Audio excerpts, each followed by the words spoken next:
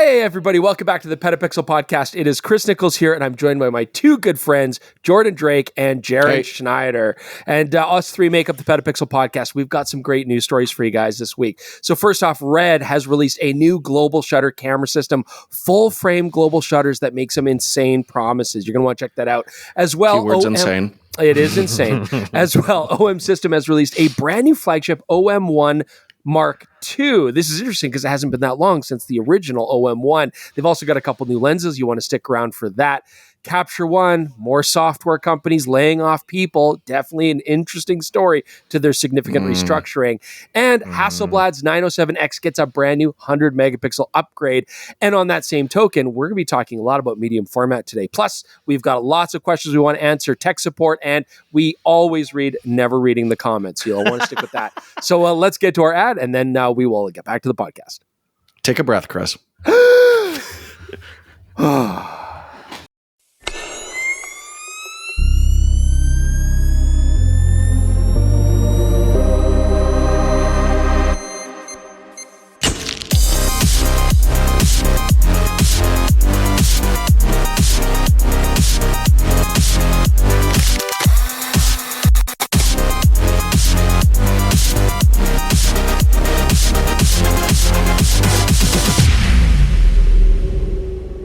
All right, well, you heard him mention it there, but we would like to once again thank our podcast sponsor, OM System. Just this morning, well, when we're recording this, I guess it was like yesterday morning while you're listening to it, OM System announced their new flagship camera, the OM1 Mark II, along with two new lenses, the M Zuiko Digital ED 150-600 f5 to 6.3 IS, and the M Zuiko Digital ED 9-18 f4 to 5.62. Of note, last year, OM System only announced one lens in the entire year, and it came like in the middle or the beginning of the year, like in February. So we've already got more lenses this year than all of last year, which is great. Professional wildlife photographer Andy Rouse recently took the OM1 Mark II and the 150-600 f5 to 6.3 on safari to Kenya's Masai Mara and Samburu National Parks. You can check out his first impressions of both the camera and the lens and view his photos from the adventure today on PetaPixel. You can do that by visiting the link in the description below, which is right below the like button, or visit petapixel.com and search for OM System. But because Chris mentioned last time that he likes to look at pretty pictures, let's look at some pretty pictures. We get to look at pretty pictures. So I will let me fire that up right now. It's so much easier to look at people's wildlife photos rather than go out and take your own wildlife photos. But so this is great. Although, and of course, we don't have any African conditions here. But yeah, we're going to be taking the OM1 version 2 out, with the 150-600, and do a review here coming up shortly. So yeah, it has arrived. So I have touched it. I have felt the new rubber dials. I have not had a chance to actually go use it for, taking photos and video, its intended purpose. So that's coming soon. Oh, nice. Beautiful. Meanwhile, let's take a look at someone who has actually used it. Lucky. And see and has picture. Skill. Yeah, and they went someplace that's not freezing cold too, which is nice. Yeah, that's tricky. That's a thing here. So yeah, nice. I have never been to Africa, anywhere in Africa, including off the coast of Africa. And me neither. There we go. I was waiting for Chris to get the reference. Oh, that's a cool one. This ostrich one is neat. Yeah. Very nice. So you can check out all of these pictures. I'm showing them to anyone who's watching the podcast right now on YouTube. You can see them all. Yes, they're very beautiful. Take our word for it, or check it out on YouTube. But if you would like to see them yourself and read his thoughts on using it, you can do so on PetaPixel. Again, the link is in the description below. Big thanks to OM System for their continued support, and check out explore.omsystem.com/petapixel to learn more about the brand new OM1 Mark II, the M Zuiko Digital ED 150-600 f5 to 6.3 IS, and the M Zuiko Digital ED 9-18mm f4 to 5.62. Pre-orders are live right now, with shipments beginning in late February.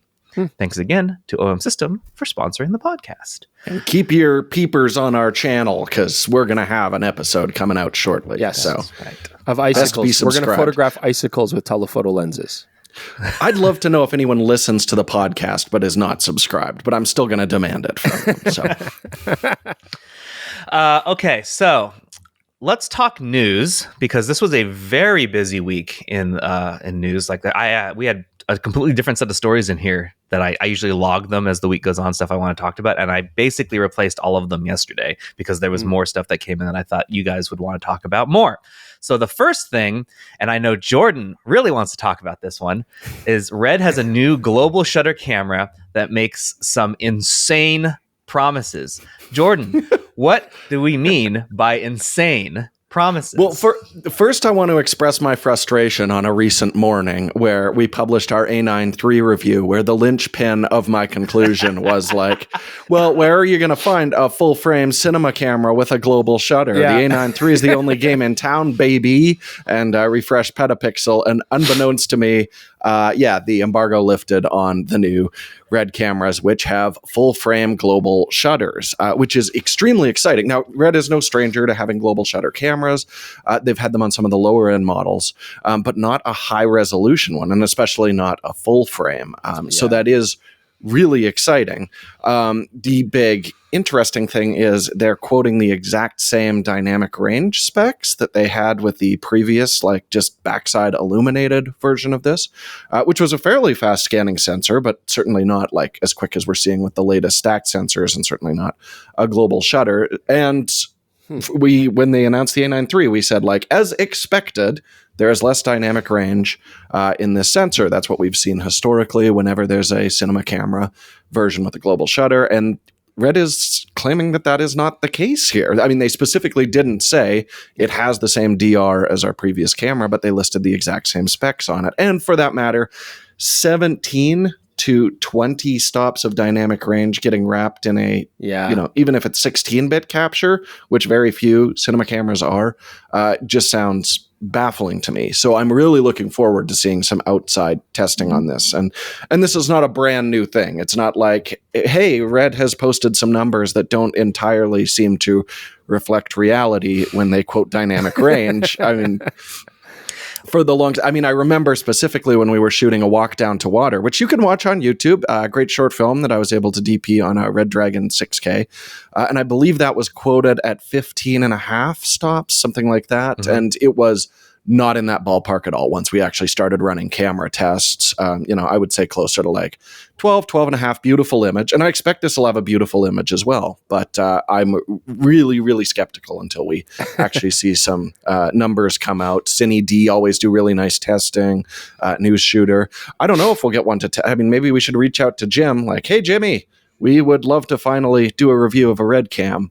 But I am not sure that that's something that's actually going to happen. What do you guys think? So, Jordan, there was one thing you brought up in our conversation about this yesterday, technical limitations to consider. And Jeremy wrote that in his news report on this. A 14 or 16-bit AD converter cannot deliver dynamic range beyond 16 stops, even if the image sensor were theoretically capable of doing so. So I'm still, I'm not really sure how that would work then. Even if you could do it, the claim is meaningless.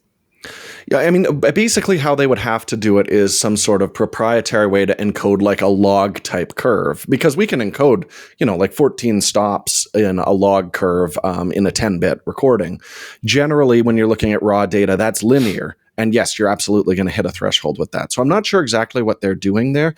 I can say Red's Red Code profile, that's their proprietary raw video format, is very efficient and the quality is absolutely excellent on it.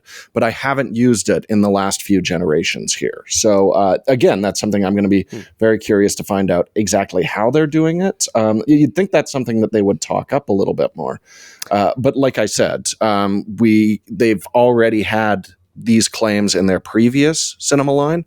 I just haven't had a chance to test them yet. Okay, so I'm not sure if the previous camera had. I mean, I've never worked on a Red Dragon myself, but 120 frames per second. Well, this is the Raptor series. This is How about this? Have you worked on? Have you worked on that series then, Chris? I've worked on any Raptors or Chimeras or Dragons or Vampires or Werewolves or whatever the hell they name their cameras after. I mean, V-Raptor. I assume V-Raptor is for Velociraptor. I mean, come on, man. Jurassic Park was a long time ago. I guess Deinonychus doesn't fit on a camera very well. But anyways, 120 frames per second at 8K does sound quite interesting. Certainly 600 frames per second at 2K. I mean, it opens up a lot of potential.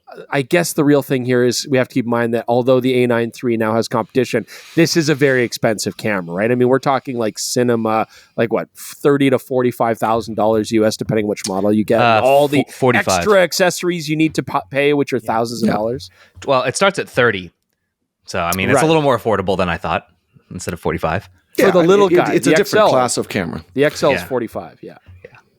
But I mean, it is really exciting because when we saw the global shutter come out for the Sony, my immediate thought was like, oh man, filmmakers are going to scoop this up because they haven't had access to, no rolling shutter with this full frame aesthetic before. So it's cool to see it happening. I just want to understand more of what's going on. How do they seem to be working around the limitations of a global shutter? How are they promising this much? Even if we don't ever review the camera, I'm going to keep following once it actually gets into reviewers' hands, because there's some potential here for stuff that could be really beneficial for, photography and mirrorless cameras as well. Mm-hmm. Mm-hmm. Maybe Nikon will just sue them for this technology as well. It'll be awesome. I thought it was the other way around. Red was suing Nikon's Nikon. the one that gets sued. Yeah. Right. That never went anywhere. When they drop it in. Yeah. Okay, so the next thing that we are going to talk about, we've already touched on a little bit, but now it's time for you guys to give your opinions. OM System has a new OM1 Mark II, and they also launched 2 new lenses. So let's start with the camera. The OM1 Mark II follows up what PetaPixel has called the best micro four thirds camera ever made. At the time, it was a fabulous camera, and I would argue still is. Mm-hmm. But this camera doesn't make the upgrades that most people associate with a Mark II name. And so, why don't you give me some thoughts right now, Chris? You go first. Yeah, it's a fairly minor evolution, right? I mean, we always like to use that word evolution versus revolution when it comes to reviews. Basically, we're keeping the same body, which is great. It's a fantastic body, well-designed, rugged. Some people complained about the dial controls, and they've now got rubberized dial controls, give you a little bit more grip. I could see that being handy, especially in inclement weather. I never had a problem with the plastic dials, but I could see with gloves on or, rough weather, something like wet conditions, it would be nice. The camera's still fast. I mean, I don't really always look at frame per second bursts with autofocus locked. That's 120, but 50 frames per second with autofocus continuous. That's great. I'm happy with that. Good buffer. The main thing that they're really doing here, though, seems to be updating some of their features like autofocus and IBIS. I mean, they have some of the best IBIS. This is now up to 8.5 stops. That's nice. It was already nice. The autofocus for me is the exciting one I want to test. There's a couple things there. First off, OM Systems cameras still tend to have pretty poor tracking autofocus, especially for inanimate objects. And I use that all the time on something like a Sony, putting it on a subject, a landscape, and wanting it to track while I recompose. OM Systems do tend to have a really hard time with that. So hopefully that's improved. The tracking always worked well in conjunction with subject detections like bird, wildlife, that kind of stuff, planes. So I want to see some separation there. And now they've also added human detection in to the autofocusing menu. That's nice because I always complain about that. Yeah. I hate that on Fujifilm cameras. I wish they would just do that. So it's nice you have that quick ability to change. But is it going to be like torso body detection like we've seen? Or is it just going to be face detection that's now coupled in the menu? I don't know. Lots of stuff to test. I mean, the big thing here is everyone online is furious that this should have been a firmware update. But one thing that OM made very clear when we were getting briefed on it is most of these new features are because they've upped the RAM in the camera. So there is an actual physical change to the unit. The other thing, like Chris mentioned about the buffer, they're doubling the buffer on this, which is pretty substantial. And with a camera that shoots this fast will make a real difference. Yeah. It takes SD cards, right? Yeah, yep. Dual SD cards. So that buffer is really important, because you're going to hit a point where it just can't write to the cards fast enough. You want deep storage in there. So that is really nice. The thing I really want to test with it, I've said it twice when we talked about the original OM1, is this camera is one firmware update away from being a great video camera. It had weird quirks in it, and I want to know if they have fixed some of those. It was much sharper when you were recording 10-bit, but 10-bit was only available with log and HLG. So that meant if you want a detailed image, you couldn't record a standard, format that took a little bit less work. Your histogram, when you had a LUT preview enabled, the histogram reflected the LUT preview, not the actual exposure of the video you were capturing, which rendered that largely useless. So I really want to find out, have they fixed these things? If so, it's going to be a big recommendation for me as a video camera. I love the stabilization on those. If not, then it looks like a very compelling photo camera, but the G9 II is just going to run away with that market. It's such a killer video camera. I'm skeptical about that, Jaron. I'm skeptical about that. We're going to test it. Yeah, we should. That's what we do. We should also point out, they've tweaked a little bit of their sort of live composite kind of photography they do, which I think is great. I mean, that's one of OM System's strengths. So there's now a graduated ND filter. That's kind of cool. That's kind of My wife has used this. The interface is really cool on it. Using the two control dials to like level out the angle of it and then shift it up and down. Nice. And it does it live in camera with a RAW file, which is really cool. Very cool. They've also added 14-bit recording now to their high-res, not handheld, but their high-res shot mode. So 14-bit RAW files, that'll give us quite a bit more tonality. So these are all positive things, but are they major things? Are they just going to be minor tweaks? I mean, I don't know. We'll have to see. I'm on the fence. Well, it looks like the 14-bit does work with handheld high-res as well as tripod high-res. Nice. So, but you can't combine it with the other, I'm going to say AI features. Yes, you still can't do that, which I really think would be cool. I want to do high-res shot with graduated ND. I want that. Yeah, and a live ND as well. I think all the way back when we were... too much. You ask for too much. Back when Costa Rica, we were asking like, hey, can we blend these functions together? And they were like, currently not at this point. It would make a lot of sense. I mean, looking at so much of this, it just looks like, there's not as much R&D going into this. So it's improvements to a lot of features that already exist. On that note, there's actually... I don't give a lot of credence to rumors most of the time, but I did see one and I'm like, this makes sense. And this one said that the main reason that this is coming out now and why it's fully replacing the OM1, some people are like, oh, I can get a discount on the original OM1. Doubtful, because this is fully replacing it in the market, meaning you might not see any more OM1 originals on the market anymore. And I think that's why this plays into it. OM System is required to stop using the word Olympus on stuff now. Right. They likely had a carryover clause where they were allowed to keep selling and making stuff just to get past a certain point. It's now been several years, 2 years, 2 or 3 years. 2 years, almost exactly. So that sounds about right, where you would need to be, okay, no more Olympus, you're on your own. And so they had to release a new body. And I think the mentality for them was, if we have to release a new body, we may as well put some new stuff in it. Yeah. And hope. So then I guess the argument would be, should they have just called this the OM1A, like Sony has done with, I think it was the R4 or R3 that had a new screen change. So and Pentax did it too. It hovers right in between the threshold, I think. Yeah. If the new autofocus is substantially better, then absolutely it justifies a new model. But if we don't see huge improvements there, then I think there's definitely an argument for that. The other thing we should mention too is the price bump. It went up $200 list. Which again, makes that G9 II look very compelling. We're gonna have to do another shootout, months after we did G9 II versus OM1. Time for G9 II versus OM1 II. Yeah. All right, we can move on to talking about the lenses now. So we've got two, and these are somewhat interesting to me because the 9-18 is a new version of a previously existing lens. Not that that's bad; they've improved stuff about it. And then the 150-600 looks awfully familiar. Yes. The 9-18 really makes me think, like you said, Jaron, it's a matter of we got to get a different name on this stuff as soon as possible. Yeah. Because, they didn't specifically mention any image quality improvements. It now includes a hood in the box. That's exciting. Yeah, that's Love in to there. have a hood with an ultra wide lens. Very important. And you can turn it around when you're not using it. They mentioned that part in the press materials. This is exciting new stuff. Okay, what about the super zoom? Because it is big. It is much larger than I think Micro Four Thirds shooters would be used to. You would almost say it's full frame big. Yeah, that's interesting. Could support a full frame camera. This is all speculation, of course, but we'll have to test.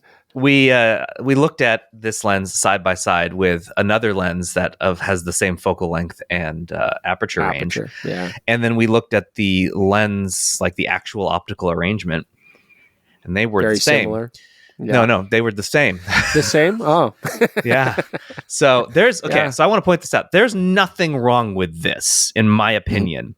If you're going to take something that's great and then put your tech in it and make it specifically great for your system, which is what they did here. This will now work. You have Sync IS, which is really a big deal for it to work with the stabilization. And a huge telephoto range. I mean, the equivalent is going to be crazy. Yeah. It's absurd that you could actually handhold this if you can hold 5 pounds in a camera stable, relatively stable with, I think it's like seven stops of image stabilization, and it's like 6 if you don't use Sync IS, which is still very impressive. Very good. It's just very big, even if you can put a 2x teleconverter on there and get the equivalent of 1200 millimeters of throw. Yeah. I mean, the argument is if this was designed for this sensor format, it would either be faster or lighter. Smaller. Yes. That is definitely something, but we can say, I looked at our review of, let's say it, the Sigma 150 to 600, and we were really impressed with the central sharpness of that lens. Yeah, which this is only going to use. It's just using that portion. Yeah. So it might be a nice pair to it. But I mean, we should also remember this isn't unprecedented. There's a OM System 1 to 400, which is identical optical formula to the Sigma 1 to 400 mirrorless lens that we like quite a bit as well. Now we're getting the option for a little more reach at a decent price, but it is a significant premium over what that lens costs in, say, Sony E-mount or L-mount. We can only throw out rumors about what actual relationship there is behind closed doors between different companies, but it's interesting that a lot of the mainstream manufacturers are now looking to Tamron and Sigma to basically badge their formulas, and we're seeing this quite a bit with a lot of brands. And the two ones that stick out in my mind are Nikon and OM. Yeah, Nikon and OM, Tamron, Sigma. I mean, we'll see who knows. But I hope this year is OM System just like getting their affairs in order, getting everything crossed out now from Olympus and really just kind of moving forward with the new name. I'm even trying, you probably noticed, I'm trying my best not to say Olympus. I'm trying to say OM System, which is why I always stutter when I say it. But so that'll get better. But, if there was a year where Micro Four Thirds needed like a lot of exciting products, this is coming up kind of that year. So hopefully we'll see some more revolutionary changes, not just evolutionary changes. I should point out too, this isn't a brand new thing. Like this isn't just since OM has taken over. I specifically remember Sigma had a patent for a 75 millimeter f1.8 that everyone was like, that doesn't really work on any formats that Sigma's doing. And then we saw a gorgeous Olympus 75 1.8, one of my favorite lenses still, pop out in that mount. So I believe that there's been a partnership going on for some time. Yeah, but a secret one. One last secret thing that's worth noting is when Olympus was like, we can't keep this camera brand anymore. We are losing too much money and we don't want it. Very likely they started to spin down. So they had a line of stuff that because companies are 2 to 3 years in advance, maybe more, depending on how their R&D goes. So they had products in the pipeline and they had factories, and they're like, well, we probably need to spin this down now. Even if we plan to offload it, we're not going to invest any more into it. So that had to come down. Then when Japan Industrial Partners, the private equity that bought this section from Olympus, said, okay, we'll take it, that then needed to be like, turn that around, hit the gas again, spin that back up. At the same time, they still had the previous line of stuff that Olympus was developing. So it takes time to spin down, it takes time to spin up, and then you also have to like rejig your business and restart your R&D, and you only have the stuff that Olympus gave you. So I think this is the point, the end of what Olympus had. And we may even see some overlap here. The stuff that they added to the OM one may be pure OM. This is the stuff that now that they're on their own, this is what they're doing. But to this point, I think we've only seen leftovers. So I am excited to see what OM System does now that they command their own ship and can move forward on their own.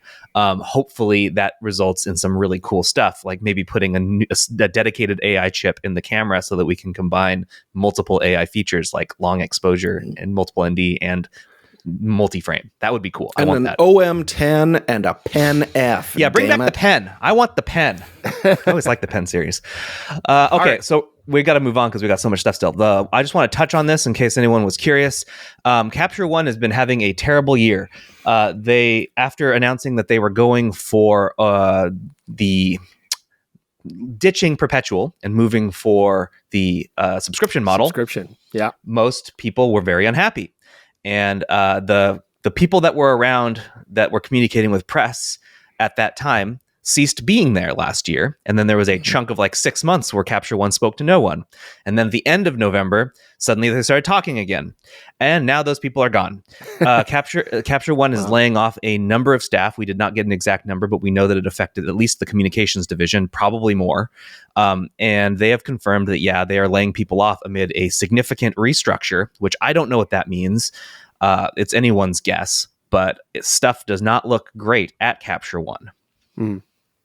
Now, is this just the Capture One team, or is this impacting the Phase One team as well? Because they are the same. I was only able to confirm Capture One. I can say that I still have communications with the Phase One team. So, Okay. I don't know. I mean, I should say this sucks because I love Capture One. It's still my editing suite of choice. I find it takes less steps for me to get a file that I'm happy with than using Adobe software, like Chris is on Lightroom. And I love it for time-lapse work as well. But yeah, this is a real shame to see. And we have seen a little bit of a slowdown in new features in Capture One recently. I'm hoping that this doesn't impact it, but it's at the exact same time that like Adobe is really ramping up things like generative fill. I'm sure we're going to see another version of that using some of their new AI models here very shortly. Like if there's a time where Capture One actually needs more people, I think it's right now. So this is disappointing news for sure. I will say you mentioned that updates have slowed down from Capture One. That's not the only thing that's slowed down. The app has slowed down.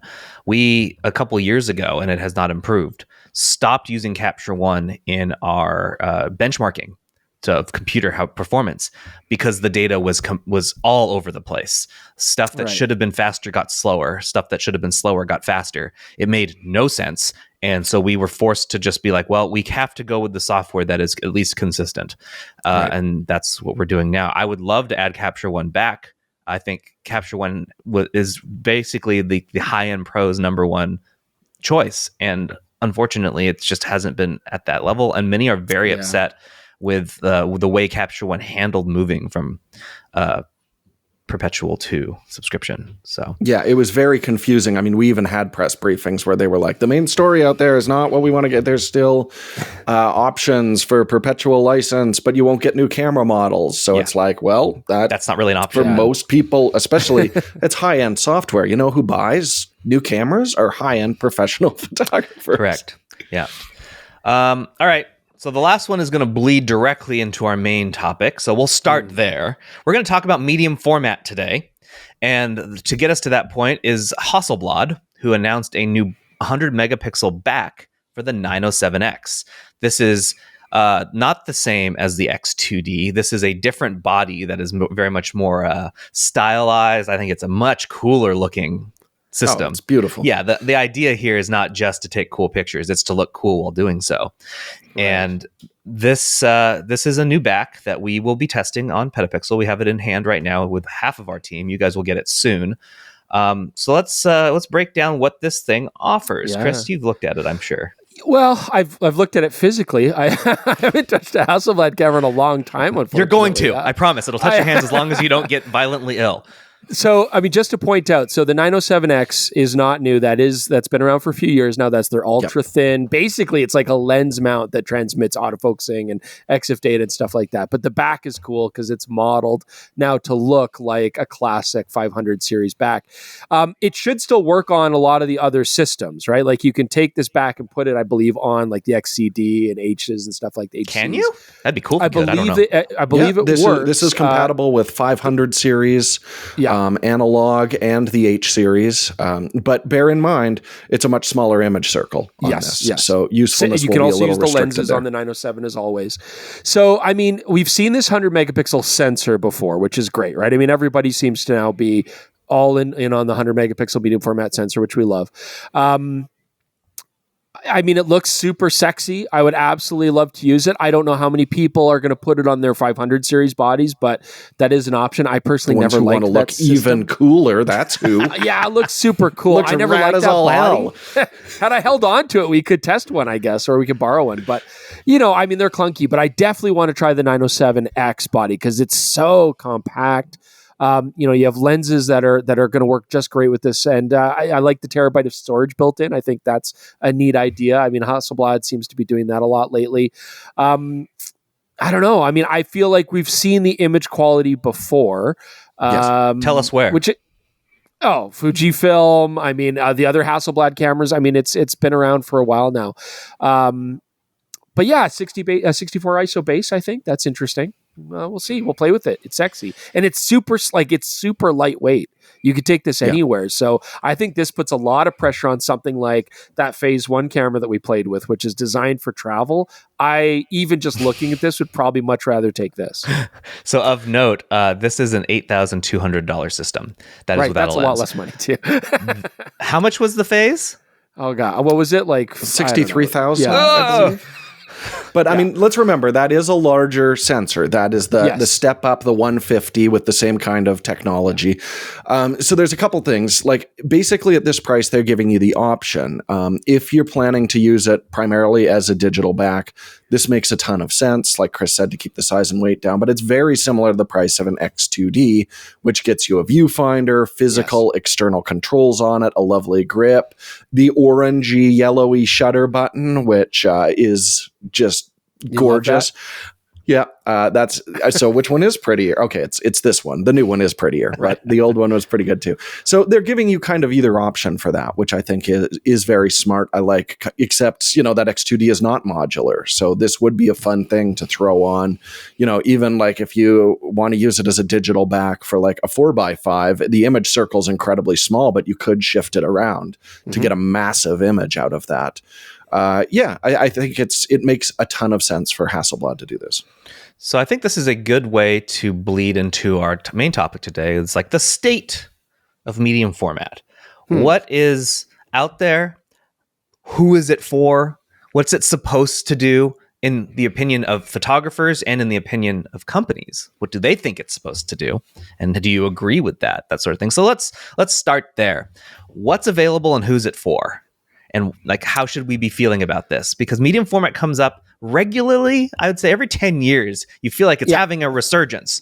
And then it just sort of stays. I don't know. I want to get your thoughts. I think the first dynamic that I'd like to touch on is we do talk about, 50 megapixels has kind of been the standard for a long time for medium format. We've had 100 megapixel sensors now for quite a while, and they're awesome. I mean, image quality is fantastic. Dynamic range is beautiful, tons of detail, all that kind of stuff. But, we always seem to kind of come to this crossover where like, why would I go medium format 50 or even 100 when I could get full frame 60, like on an A7R5 or something like that? And there's a lot of situations where those smaller sensors easily compete, for most people. So medium format to me still seems like one of these things where it's a specialized tool. It's for the photographer who really wants maximum image quality, for things like landscape, for things like studio work. And I think that still is kind of the realm. What we've seen, though, is Fujifilm made a huge splash by not only making medium format cameras more capable and less quirky and odd to use, but also more affordable. Really put it in the hands of a lot more photographers outside of the studio, outside of big Hollywood contracts. And so I think that's a great move. And now we're seeing that they're really trying to make these cameras more versatile for video, for, street photography, sports. And I think that's really a reaction to the fact that they're losing ground to the higher end full frame cameras. And I guess the last thing I would say on that is like, what happens inevitably if somebody comes out with a 100 megapixel full frame sensor? What is that going to then do to the medium format market? Because I feel like that's kind of still their only claim to fame. Where people talk about the medium format look and stuff like that, I buy it, but I wouldn't buy it for that much money. It's just not that big a difference. Well, speaking of money, before Jordan gives his thoughts, I will say the one thing that medium format has done very well in the last decade is to make its cameras somewhat approachable. They've come on, they've subbed 10 grand when before that Phase 1 we mentioned before would have been considered affordable as in medium format. Like you could easily spend $100,000 on medium format digital, and that to me made it impossible for the vast majority of people to even consider touching one. Jordan?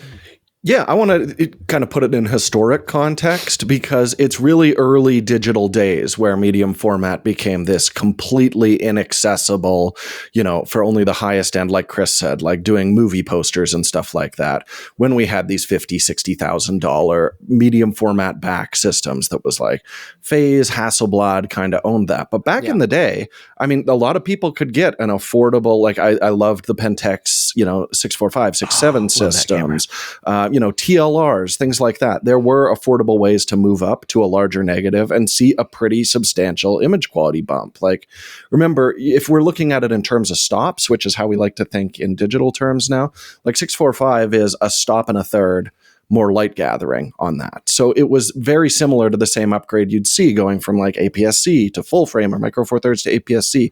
It kept that going. What's really interesting is just because these things are so expensive to manufacture, and apparently they throw tons of attempts to make these sensors away. What's kind of become the standard is this 44 by 33, which is 2/3 of a stop bigger than full frame or more light gathering, but yeah, bigger in terms of surface area. It's not as huge a jump. And again, when I was saying that stop and a third, that's 645. That's the smallest standard medium format that we saw before. So yeah, there is less advantage. Like Chris said, that when we see that 100 megapixel sensor inevitably come out for full frame, I mean, yeah, the medium format 100 megapixel chip, all things being equal, will be 2/3 of a stop, better in low light with a little bit more dynamic range.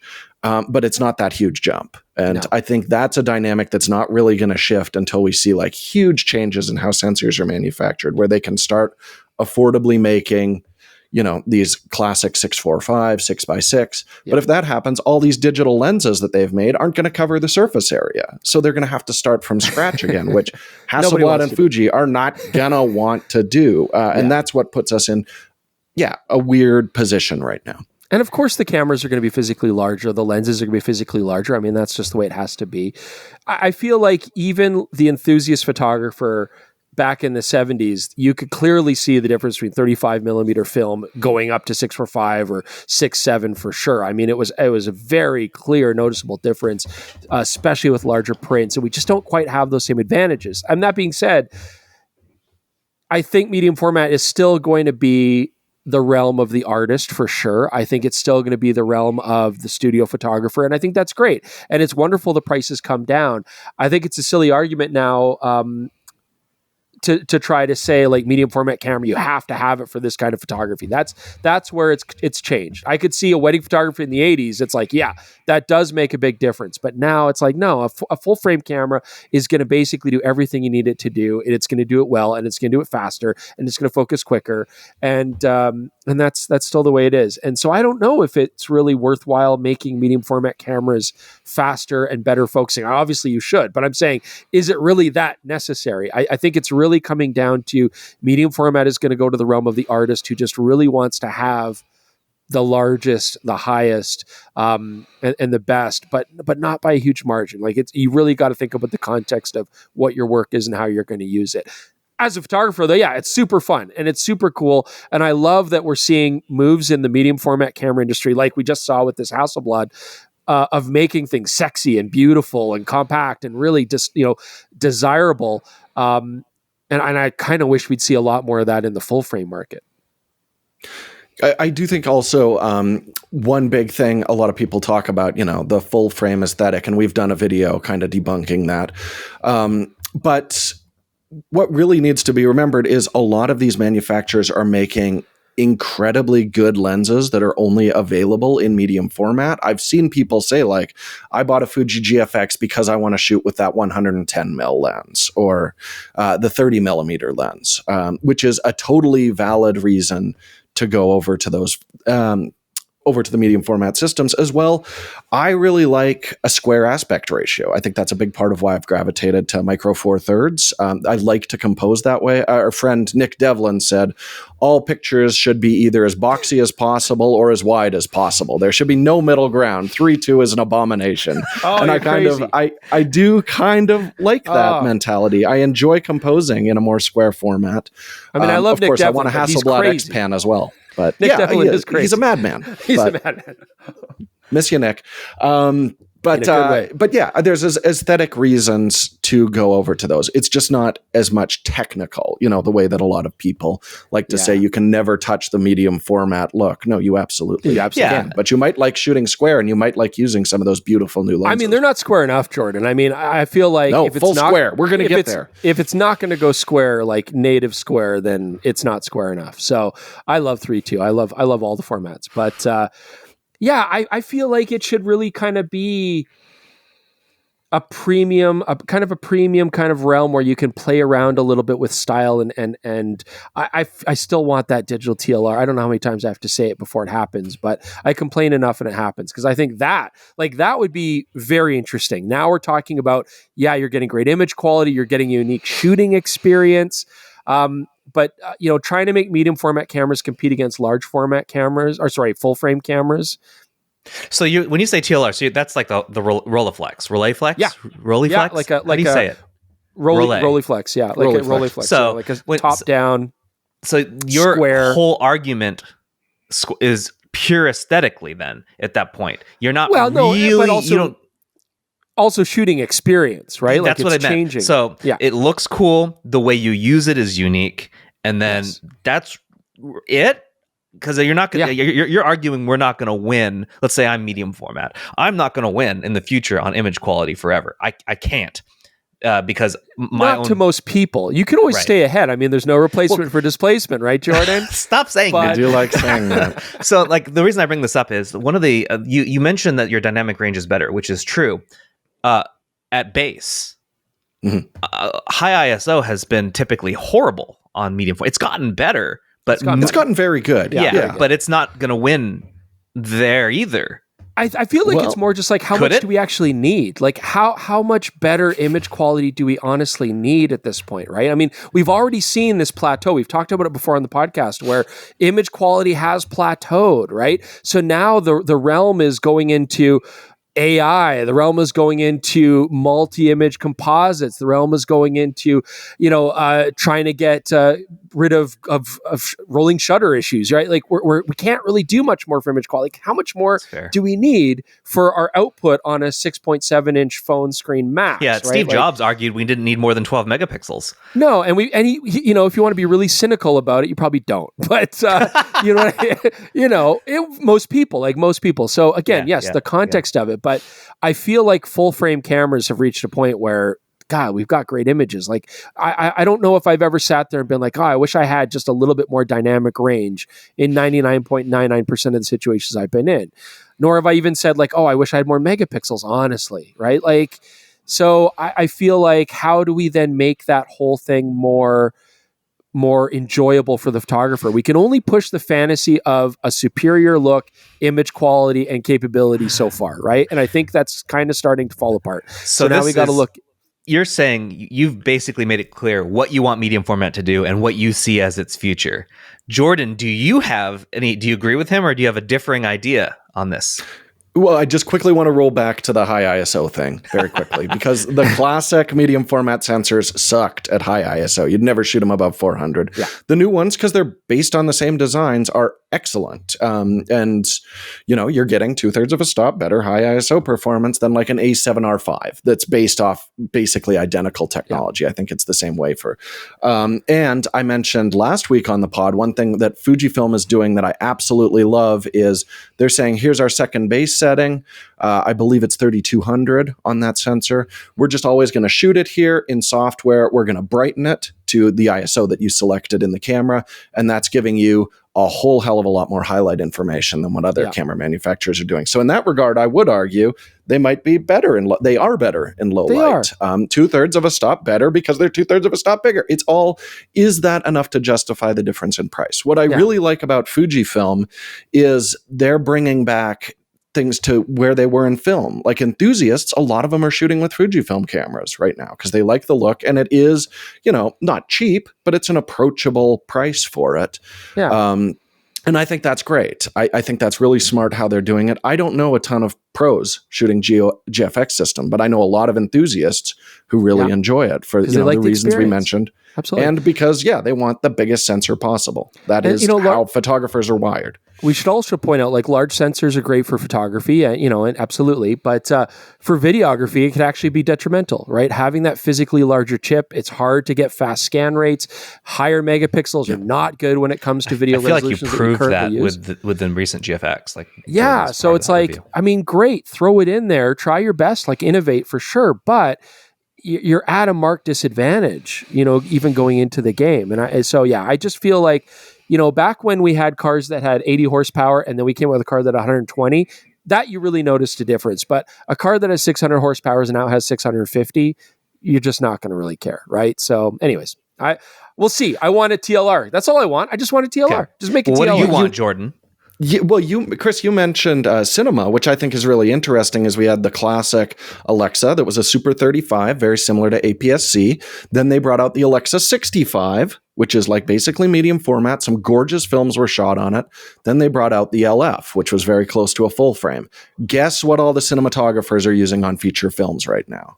There's still some on the 65, but everything seems to be shot on an LF. That is the movie camera of choice right now. Full frame just seems to be that sweet spot where you can get, shallow depth of field if you need it, and plenty of light gathering with modern sensor technology. Yeah. So my one thing that I'd like to see, and I know the company that can and should do it, I'm totally happy with a medium format SLR. Give me another Pentax 645. Give me a new generation, better sensor. It doesn't need to have all the auto. I don't care about that sort of thing. When Chris points it out, like I prefer using it in situations where I don't need tracking and I want to just compose a really pretty image. Architecture, give me like a nice tilt shift and I'll be super happy. Landscape. And I don't even take pictures of people, but it would be great for portraiture. I just remember really loving the experience of using the 645Z, and I want that again in a newer, updated body. That allows Pentax to use the optics they've already got. You can make new ones if you want to, which you should. But the old lenses just can't do it. I don't think they can resolve it, honestly. Well, take they'll those, look cool, but they won't. Take them. Yeah, I mean, crop down or whatever. I don't care. Just I don't care about necessarily the resolution as much as I care about the shooting experience and the framing that Jordan mentioned. I think all of that. I would love to see a DSLR again, and I'm totally fine with it being bigger. I don't care. So that's what I want. It doesn't even have to shoot video. In fact, I would prefer that it didn't. I'm okay with mirrorless, but TLR 100%. Come on. How would you have a mirrorless TLR? So you'd have your digital display on top that you look down on. It'd be really pretty and beautiful. And then you'd have two lenses, two separate focal lengths that you could switch back and forth between. Because obviously you don't need a viewing lens versus a shooting lens. So you could have like a 28 and a 75 or something like that. Sexy f2 or 2.8 lenses. Are these interchangeable? One, right? Sure, make them maybe not at the start, but eventually make them interchangeable. So you're saying it comes out of the factory with two fixed lenses that you can switch between two. That would actually be very cool. That'd be very cool. And you wear it down on your body, like on your chest, and everybody's like, "Oh, what is that? That is so cool." And they're like, "Oh, that guy's shooting analog." And you're like, "No, this is digital cool. This is I don't know, digital." Right. He's played this scenario in his head of how the public would perceive him. And I agree. I think this is a great idea. Jaron, you mentioned having an SLR again. I think it's worth pointing out the other big medium format manufacturer, Phase, their XF system is still DSLRs. And I do think Pentax kind of got away from medium format because Fuji was cleaning up, but for the same reason they're sticking with DSLRs in, their APS-C and full frame cameras. Makes sense. An affordable DSLR, Yeah, medium that's the format benefit. camera. You could make You're it not cheaper. spending $50,000 on a phase. It Make makes it like a ton of sense. $6,000 less. Just slap the new sensor in it. $4,500. They can keep all the old tech. You would sell that camera if you made a medium format DSLR with, put some heritage in there, do some more of that stuff, redesign it. Get that Didn't wooden we handle just back. talk, though, about how their subsidiary company is having a hard time financially and sacking a lot of their communications team? Who, So we'll Rico? see. I don't know. No, that's FaZe. No, I'm talking about Rico Pentax. You want Rico Pentax? So as a note, and before we move on, the pictures that I've taken, a lot of my aerial photos of San Francisco were actually taken with a Phase 1 XF 150 DSLR, and that was a miserable experience. Pardon me here, guys. I'm sorry. I'm going to crack another Fresca because, when you're podcasting, sometimes you get a frog in your throat, a little bit of a cough, it gets dry, and nothing's great like an ice cold Fresca. All the grapefruit taste, but none of the sugar, none of the weight gain.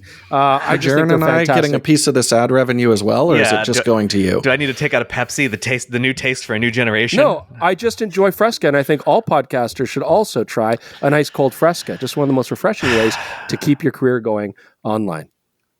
This is not sponsored unless he's taking money I don't know about. My last note here is like when I said it's a miserable experience shooting with the XF out of a helicopter, it's because the image stabilization was hot garbage, and that is to say there wasn't really any. So I had to have very stable arms, which is difficult to do in a Robinson helicopter. So maybe put some IS in there, Pentax on the next medium format camera that I know you're making, and by that I mean I don't know you're making it. Okay, that was cool. What have you been up to? What have you guys been up to? I'm gonna let you guys talk. Chris has gloves in front of him. Jordan's looking around frantically for something to point to. So these are kendo kote, part of your bogu, the armor that you wear in kendo. And so I used to do kendo when I was like 16 until I was about 18. And then I was like, life and school and work and, dancing and clubs and girls and all that kind of stuff. So I kind of went away from it. And anyways, my middle son has really gotten into it. And I gave him all my old bogu, my old armor, the helmet, everything, all the shinai. And he's really going crazy. It's great to watch him do it. And I'm watching him do all these practices. I'm like, damn, I really miss it. So I actually went just on Sunday and I did a class again after like literally 25 years, I think it was almost. And man, it hurt. Like my muscles are sore. Everything on me hurts. But it was fun and I'm going to try to stick with it. So yeah.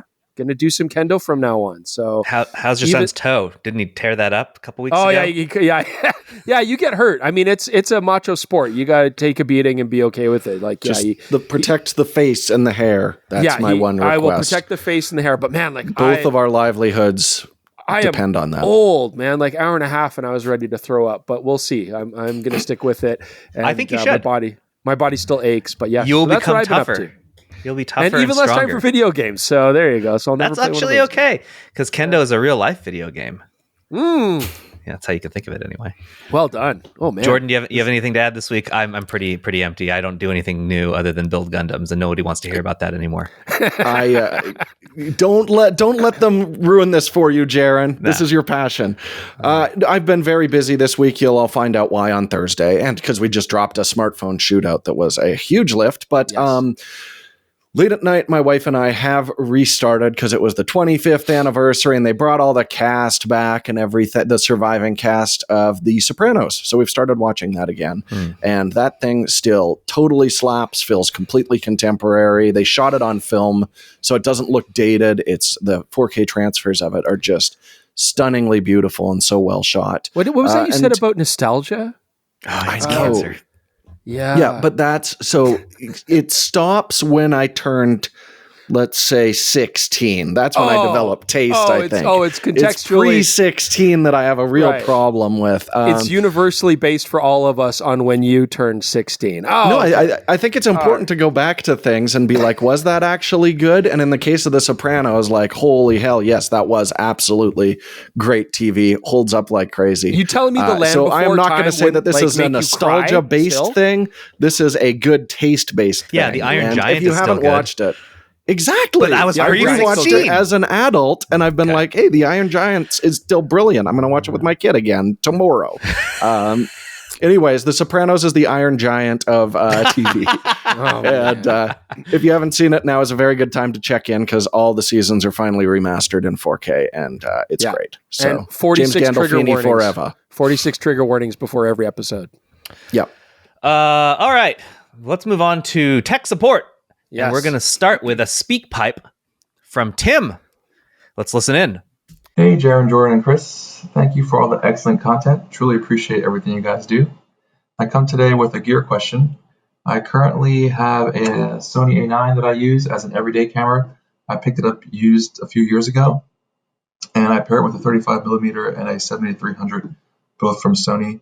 I use it from everything from family snapshots, traveling, taking pictures of the local motorsports clubs.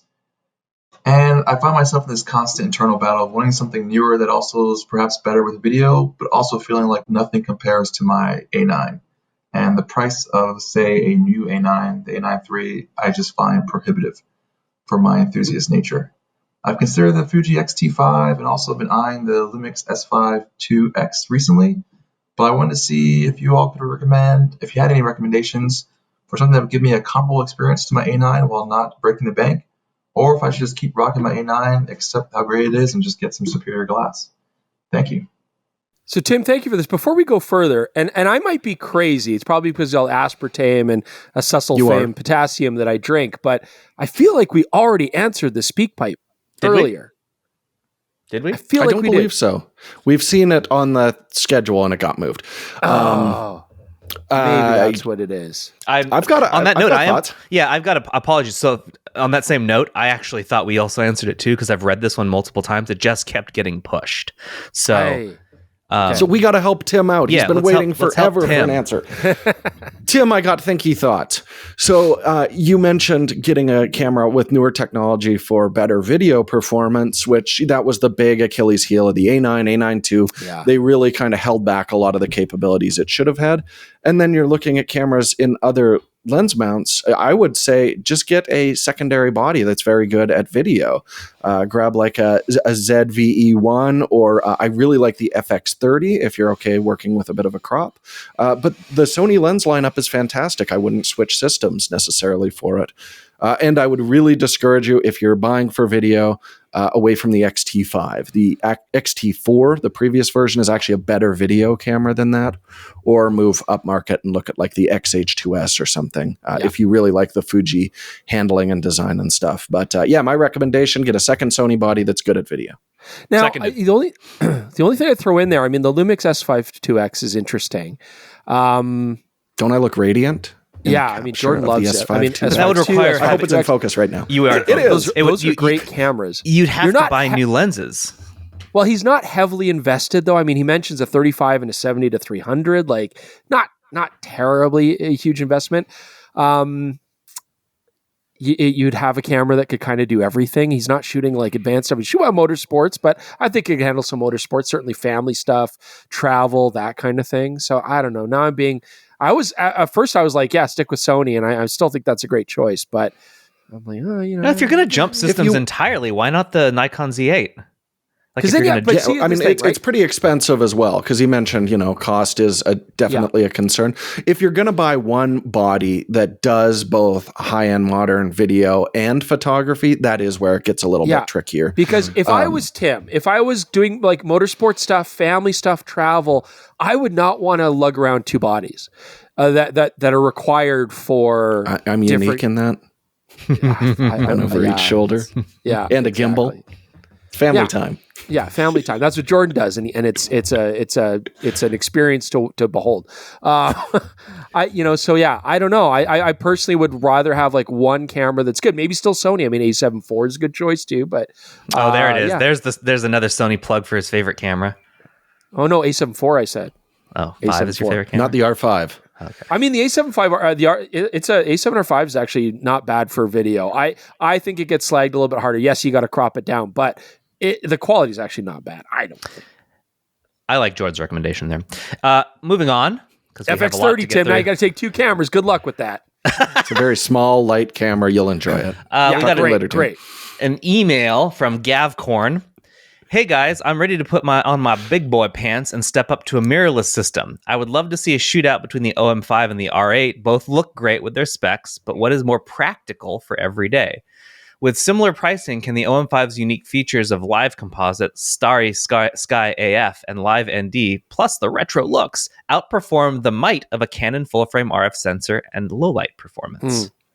In low light performance terms, no, because there's no replacement for displacement. Oh my God. Oh, jeez.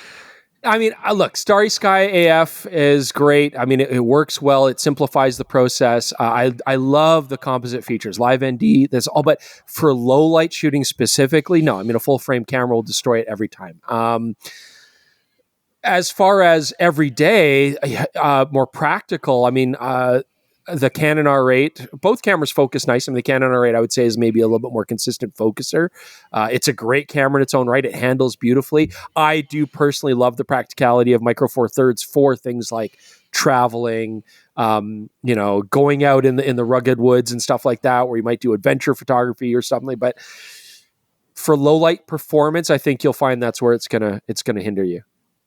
Yeah, the big question I had there is the priority, because if you're going with the OM5, then the big advantage there, I'd say, is the very compact lenses. Yeah. If that's not a huge priority for you, then yeah, the Canon is going to have an advantage if stuff is moving in the frame.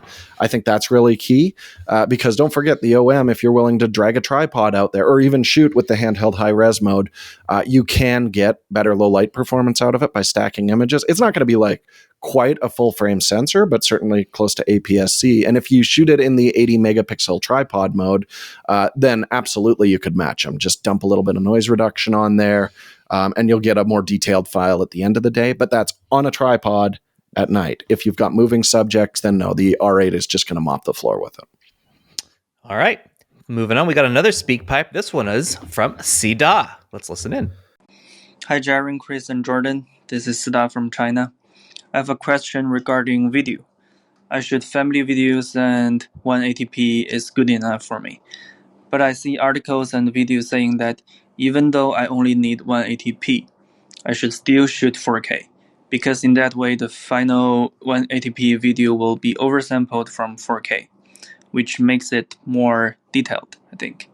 I'm wondering if it's true, because camera manufacturers I think they usually only mention how their 4K videos are oversampled. For example, I own Sony a7 IV and OM system OM1, and I know that their 4K videos are respectively oversampled from 7K and 5K.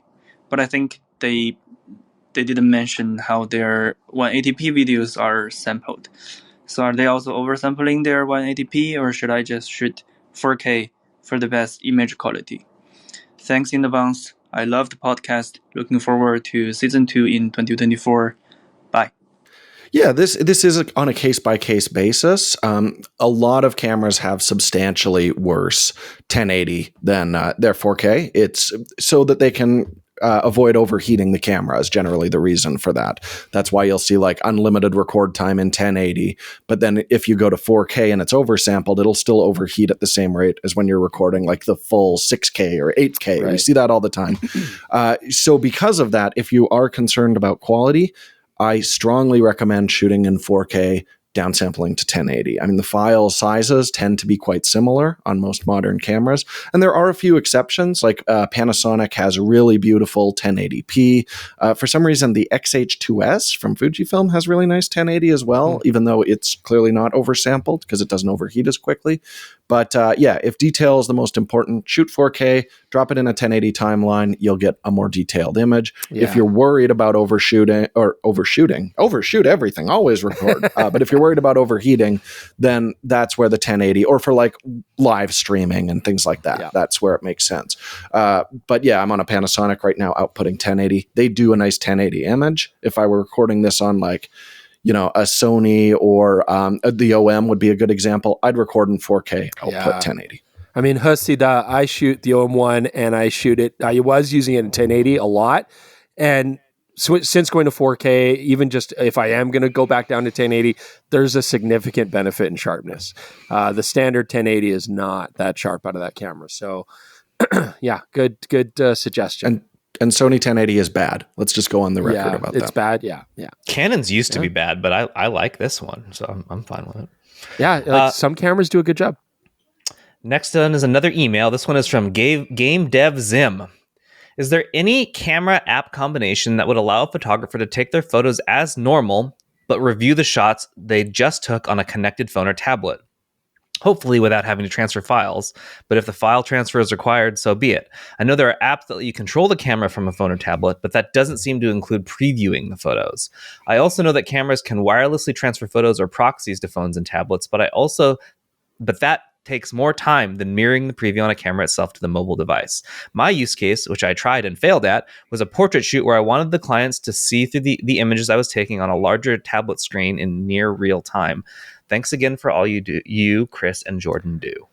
Jordan, you got a device, did don't homework. Oh man, let me pull up this little Word document here.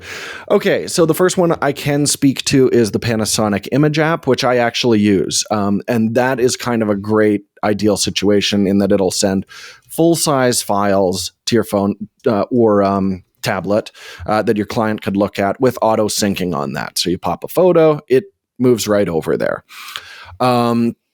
The other ones, these I just went on the internet to see what's supported, so I can't speak to the usability. And these are phone apps. Phone apps for cameras are notoriously fidgety, but I can say the Panasonic app works very well.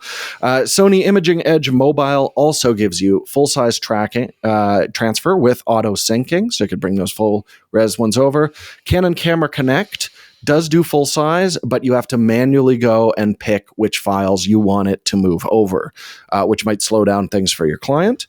Nikon SnapBridge does either 2 or with modern cameras, it'll do 8 megapixel versions of those JPEGs and auto sync those. So just move them right over, but you're not going to have access to full resolution if your client wants to like zoom in and check focus and things like that. The Fuji X app does full-size auto image sync transfer, but it is the lowest rated on the Apple Store. It has a 1-star rating, so I'd be a little concerned about that. Finally, the OM System OI Share does not do auto sync, but will let you manually transfer full-size images. Right. So that is the rundown of moving those guys over to a tablet. And so that's a good thing too, in that, I mean, that's wireless, right? I mean, if you can get away with a wired setup, what about, Jordan, something like the Axoon or an external monitor through HDMI cable? I know that limits how far you can go, but if it was like a setup portrait shoot, a lot of people do that because then, of course, you can get instant monitoring. Yeah, that works great. Just run an HDMI feed out. The drawback to that is the photographer will then have to zoom in on the image on their camera. So they're not shooting at that point. But that's a great way to do it. They could take a picture, just scroll through to check the image like they usually do, and send that over to the client monitor. That'll work well, with the exception of some cameras. Sony, I'm looking at you, where it'll actually kill the camera display if you plug in HDMI and have it monitor the camera feed. So just the other day, I had an A9 III trying to get ninja capture of my kid playing hockey, and I'm panning the camera while looking at the ninja that's off in my left hand, and it was cumbersome and nightmarish. So I wouldn't wish that on anyone. But you'll definitely want to check that beforehand. Go ahead, Jen. I have a brand agnostic solution, so it doesn't matter what you use. And I've used this many times before. It has been a while since it came up, but it still exists and supports modern cameras. The Cam Ranger. Do you guys ever use Cam Ranger? Dude, like last week it was Pocket Wizard. Now you're bringing up Cam Ranger. Cam Ranger. Like, I just double checked. Is it right 2003? Now. This thing is awesome. It has always been awesome, and it does exactly what you're asking for. So it doesn't even matter what camera you have, as long as it's a supported one that Cam Ranger has. And I checked, they still support modern mirrorless cameras, even though all their product marketing shows DSLRs. Shows 5D Mark IIs. Yeah. I mean, they could be fiddly to set up, but yes. Once they're set up, once you've got the system going and you can plug and go, it is very reliable. It uses like a Wi-Fi transmitter that when I worked with Mike Kelly on architecture photography, way back when, we would always Yeah. use Cam Ranger because we would put these things up super high. And Cam Ranger also makes a pan tilt head. So not only would you have full control, nice. you could see what you were doing, change all of your camera settings, and you never had to touch it, and you had remote access on your on an iPad. It is I remember perfect those. for that. The thing that I believe I can't remember, but I think the issue you're bringing up here would be you still need control of the camera. You just want them to be able to see. I believe Cam Ranger has a viewer version. They do. So it uses the same transmitter. You've got your version on your iPad, and it'll send a viewer version to another iPad. So they can't control it. They can only just see what you're doing. And it works, or it did 10 years ago. And all you need is a time machine. No, they sell them. You can buy it still. I looked, and B&H still sells them. You can still buy a Cam Ranger. Wow. Should we review a Cam Ranger in 2024? Because great. they are so specific, but they work exactly how you want them to in these specific situations. So if you And don't get some feel pocket like, wizards while you're at it. yeah, you could use a pocket wizard with it. No, if you don't want to go through any of the weird fiddly apps, or if you're using a camera that got a poor app recommendation from these two, Cam Ranger is likely your solution. All right. All right, moving on. This is another speak pipe. This is Kevin from Germany. Let's listen in. Hey there guys, it's Kevin from Landshut, Germany here. First off, thanks for all the work you're putting out there, especially Jordan and Chris for their vast calendar of YouTube videos. I really love your work. I'm a wedding videographer and I recently switched from Blackmagic to Fujifilm X-H2S, bought 2 prime lenses with it, but I hate the manual focus by wire experience. So I'm on the lookout for prime lenses, especially even though I got my trusty Sigma 18-35, I really do want to work with prime lenses. Yeah, some options I am opting for now are the Voigtlander 23 and 35 1.2 knockdowns, or the Siri Nightwalker cine lenses, or the Metacon Speedmaster cine lenses. Jordan, are there any more valuable options, or what do you think of my options? Yeah, just let me know. Would love to hear from you guys. Thanks for putting out the work. You're great. Yeah, I do love work. I mean, he refers to primes, and I think he wants a fixed focal length, but also I think the way he's talking, he wants something with a mechanically coupled focus, whether it's a clutch or an actual focus ring.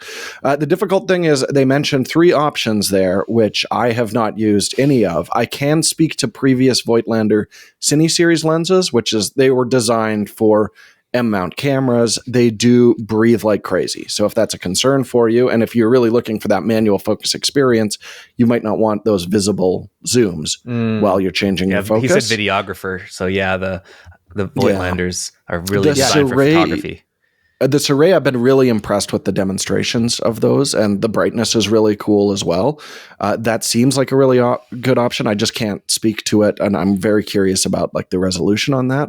But one thing, if you're planning to manually pull focus with primes, there are 80 years of legacy glass that will all adapt to your Fuji body, no problem. And I really like, some classic examples like Leica R's are excellent adapted. Canon FD are really nice cinema lenses, although again, with some breathing there.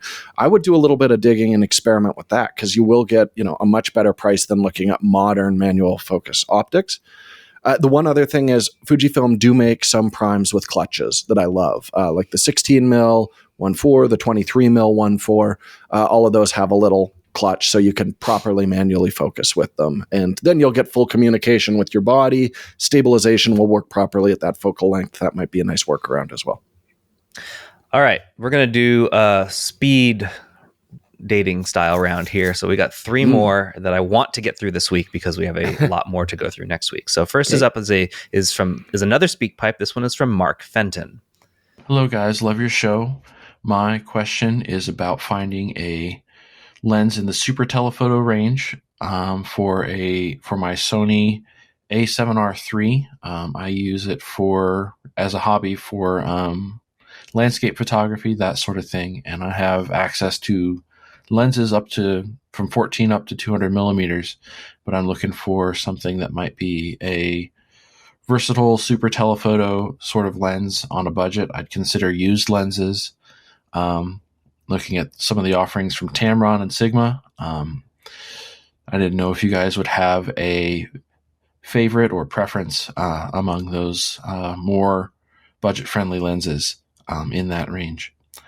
Thanks a bunch. Sigma 150 to 600 is one of my absolute favorite options. Yeah, I'd agree. I mean, I think the Tamron 150 to 600 though is a really good price right now. I mean, obviously research that in your area, but I feel like the price on those is a little bit lower than the Sigmas. That was a great lens too. The 150 to 5, I believe, because the Sigma or the Tamron was a little shorter, but extremely sharp. Great lens. So yeah, if you can find a deal on that. But yeah, if they are still at the same price, which I believe is their MSRP, then I would lean towards the Sigma 150 to 6. But yeah, they're both fantastic. We had a tough time picking a winner out of those two. Great. All right. The next one is an email from Alex. Thank you for all of your hard work Thank you for all the work you are doing for people enjoying photography and for those who are only trying themselves in that area. I have a question towards you as professionals. Which sensor size is better for macro photography? Full frame, APS-C, or micro four thirds? I currently have a Nikon D610 with a Tamron 90mm f2.8 Di macro, and quite often I miss the focus point, having to focus in other areas than I want it to. I'm taking my pictures at f9 to f11 to get as much in focus as possible. Then I know the crop sensors have better depth of field, so I kindly ask you for your advice on this topic. What? I could do hours on this. Go, Chris. We could. I mean, there's no replacement for displacement, and that really does come through in macro. That's really the shirt, I guess. Gosh, it's really one of those fields where you just cannot. No, you just can't. You can't cheat the system. It's not really the right phrase. You can't get something for nothing, and so. The problem sounds like you want more depth of field, but the problem with micro four thirds, yes, you do get more depth of field, but you cannot use the same tight apertures you'd normally use because you're going to get diffraction so much sooner and you're going to get like soft images. So it's really tough. You're kind of stuck by that diffraction limitation.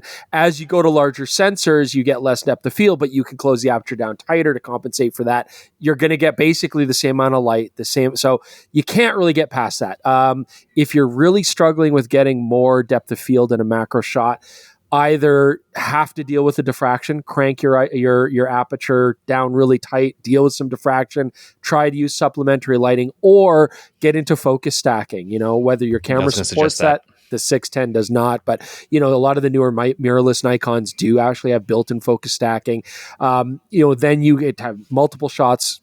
You'll get that wide depth of field, but yeah, there's no way to cheat the system when it comes to macro in order to get more depth of field without any sort of loss somehow else. That's a perfect explanation. Yeah. The one thing I will say that our friend Don who does the Photo Geek Weekly podcast, he actually uses the high res multi-shot mode and backs that camera way up. So he shoots 180 megapixel multi-shot of his macro subject and just crops down because then you're getting that extra depth of field. That can be a really nice workaround with static subjects as well. But focus stacking. Last one is from Tim Farnham. This is an email. Farnham? Probably Farnham. There's a G in it, but it's probably silent. Hi, I'm Tim from Norfolk, UK. Am I the only one who gets fed up with lens field of view being described as full frame focal length equivalent? An example is a well-known and respected YouTuber who uses only Fujifilm cameras and described the X100V as having a 35mm lens, followed by the clarification that's 23mm in Fuji speak. Wouldn't it be good if someone influential could start giving us lens details and degrees of field of view, which is what we actually want to know? I will say this has come up multiple times, specifically in smartphone reviews, because that is even more confusing. Sizes are so tiny. Yeah. I mean, what do you do here? Like, I get frustrated saying it on YouTube, full frame focal length equivalent. I get frustrated typing it in the articles. It's always a pain in the butt. But, going to field of view, although it absolutely makes sense, it just hasn't been picked up by the industry, and it hasn't. I just don't think the average person knows what that means. It's tough because it's easier to explain to someone who's not a photographer what your field of view is. That's why it makes sense for smartphone reviews. But all photographers, I pre-visualize my field of view in full frame 35mm equivalents, unfortunately, because I've been doing this for a long time. You kind of get a feel for it. Yeah, I do think field of view makes a lot of sense, but then people are also going to want to know, the actual millimeter focal length so they can pre-visualize things like depth of field and stuff like that. If we just give someone a field of view for a lens, I still want to know the actual millimeters, the aperture, the 35 millimeter equivalent. And I don't know, maybe we also throw field of view on there. But by that point, we've already lost our audience. They've clicked off, and you got different aspect ratios and stuff too. And yeah, I'm sure a lot of people would find field of view degrees confusing too, right? In some ways. So I don't know, Tim. I feel your pain, but I just don't. I don't know. We're all drinking the Kool-Aid now. All right. With that, tech support is over. We're going to move on to never read the comments, the section where we make sure to always read the comments. We haven't read the comments in 3 weeks, Jaron. Well, I'm gonna keep these just to your A9 III review because you got a lot of feedback. Some of these I'm just going to tell you because I think they're good, and then we're going to end the show with something I think Jordan needs to answer. So the first one was from KQ Schwartz. The description of how flashes worked and the effect it has on high shutter speeds with the A9 III was the best I have heard yet on YouTube by any reviewer. Good job. Yes. The occasional photographer says, I'm surprised they didn't find a way to automate the flash timing. Maybe you have to hit an auto configure button and then press the shutter once while the camera works it out and sets the delay. What are your thoughts on that? That'd be a lot of work. For Sony?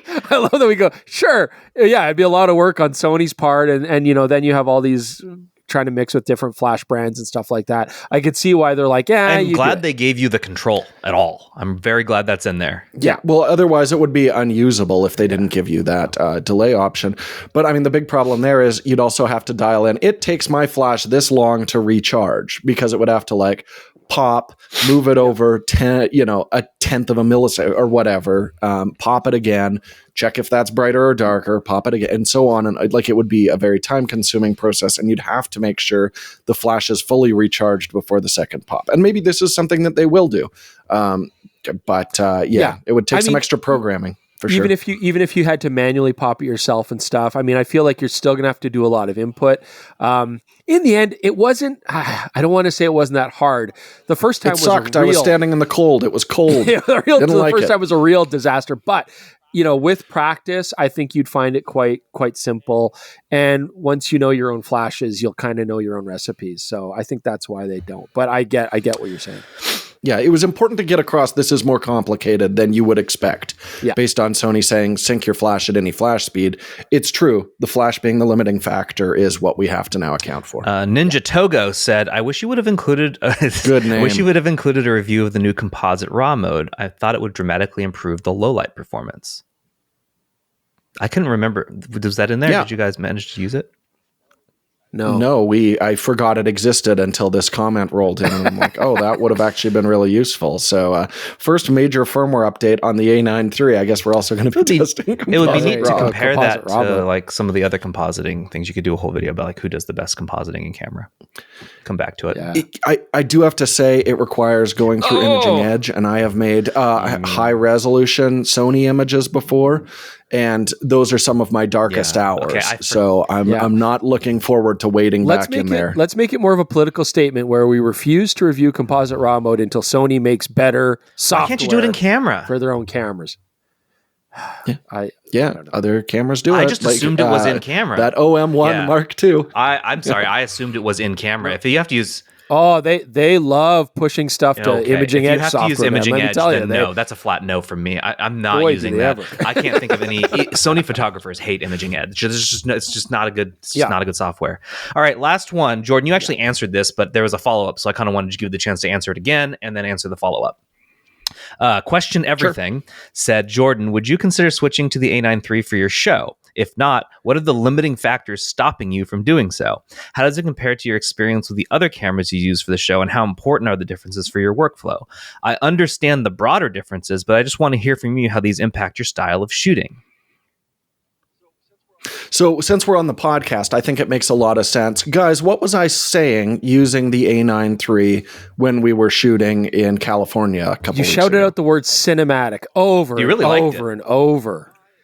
I loved using the A9 III. Yeah. I mean, it is like same reason I loved using an A7R5, just in terms of like the handling and everything. I just wasn't thrilled with the video quality that came out, but I love the video that the A9 III produces. It's very detailed. Yes, it's not as much dynamic range and low light performance as an equivalent full frame sensor, but as long as you're aware of that and can work around it, I found, yes, the image had a really nice look to it. Global shutter's great when you're shooting handheld as well. It looks like a handheld movie shot. It's the rolling shutter, the wibbly wobbly awfulness that makes handheld footage look so bad on a big sensor camera. I think you were saying, sorry, you were saying stuff like Paul Thomas Anderson is a hack and like Spielberg has to go back to school and like I'm Deakins. I can see how you misheard that, but what he because- actually said is I really like this camera and it's a sleeper video camera, I believe is what. Because he's like, because I'm Jordan Drake with an A9 III, like, yeah, I'm king of the world. I believe that was what you said. I don't know. I did, under my breath, mutter, I am the king of the world constantly while I was using that. God, this is awesome. I'm so good. Yeah, I'm so talented. Oh, my God. No, I loved using that camera. It was a great experience. I keep going back to, like, people are like, why are you so invested in Panasonic? It's because they make lenses for video production. I do really love, the 10 to 25, 25-50 combo and micro four thirds on L mount. They've got all those beautiful 1.8 primes. I was out shooting with them for the smartphone video the other day, and I'd love to know your thoughts on that because I used the new 100 millimeter 2.8 for the first time for all the headshots on it. They're breathing corrected. Stabilization is excellent. The Sony, you can get excellent stabilization, but you are cropping the living hell out of that sensor on the A9 III to get that advanced active stabilization. Yeah. And I love metering with a waveform. I can't let go of my waveforms. If Sony gives me a waveform, if no waveforms on the A9 III, they're just starting to roll shutter angle in what was it, September? Like when it's cold again next year, I'll have shutter angle for the FX3. Yeah. It's those usability things that do keep me, very happy on the Panasonic and honestly the Nikon as well. I love shooting video with the Z8 On that note, Z9. Observing said, what about the Nikon Z8, Z9? I recall you really enjoyed those too. How come you're not using them? Dope ass cameras. I love using them. It's just honestly, again, it comes back to glass on that. Like I really do love the 24-70 that they've got in their system. I think is an excellent lens. I do wish they had focus clutches, but even Nikon now lets you. I always said I'll never use a Nikon because the focus is in the wrong direction. And with the Z mount, they're like, it's electronic. We just flipped it for you. So you don't even have to battle with that. I love using that camera as well. I'd love a fully articulating screen in case I ever wanted to do a podcast, for example, and need to be able to look up and, oh, hey, I'm in the frame there, flippy screen. That is a really nice function to have available. But those... If I were starting from scratch, I would give Nikon a very serious look. I think they're just crushing it with video right now. But once Jordan gets his hands on a Velociraptor, all these other cameras are going in the garbage. So yeah, he's going to shoot the whole YouTube channel forever will be shot on red. Yeah. I mean, after dragging around the Ronin 4D again, I love that camera, but man, it's heavy. Small cameras, those are where it's at. Man. But then you get the little guy. You just get the little Velociraptor. Right, because you can use that thing with nothing on it. You have to rig up enormously to make it functional. All right, well, this has been an extra long episode. Thanks for sticking with us, guys. We got through a lot today. We appreciate you listening in. We're just going to cut this off now. No extra long. I'm actually drawing it out longer than I meant to anyway. All right, bye. Yeah. Bye. Bye.